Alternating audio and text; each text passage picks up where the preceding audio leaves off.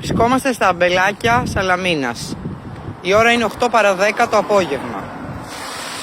Τα λίμματα, όπως βλέπετε, έχουν πλημμυρίσει τον κεντρικό δρόμο. Οι κάτοικοι λένε ότι από τις 4 η ώρα το απόγευμα είναι αυτή η κατάσταση.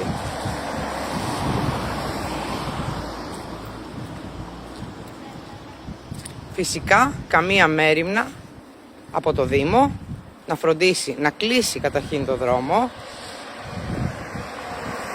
διότι ακόμα και την ώρα που περνάνε τα αυτοκίνητα, επειδή φυσάει, τα σταγονίδια όλα αυτά που πετάγονται είναι απίστευτα πολλά.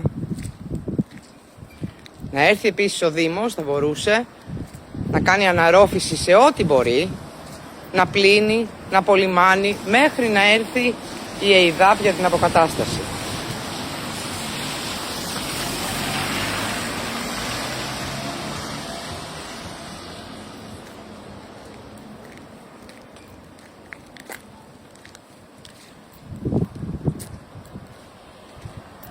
Η μυρωδιά είναι αφόρητη φυσικά, όπως καταλαβαίνετε. Κάπου εδώ κοντά στον ευκάλυπτο μου είπαν ότι είναι και η βλάβη, η διαρροή.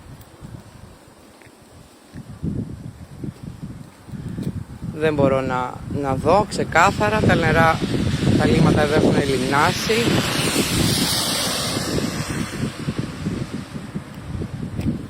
Ψάχνοντας βρήκα το σημείο διαρροής των λιμάτων, δεν ξέρω φυσικά αν είναι το μοναδικό. Βλέπετε.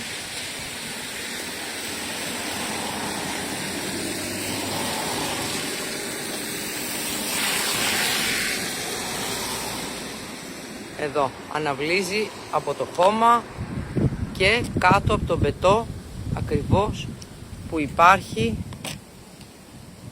μπροστά στο εκκλησάκι.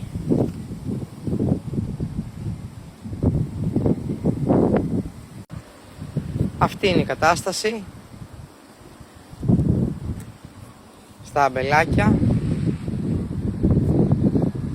σήμερα 5η 16 Απριλίου.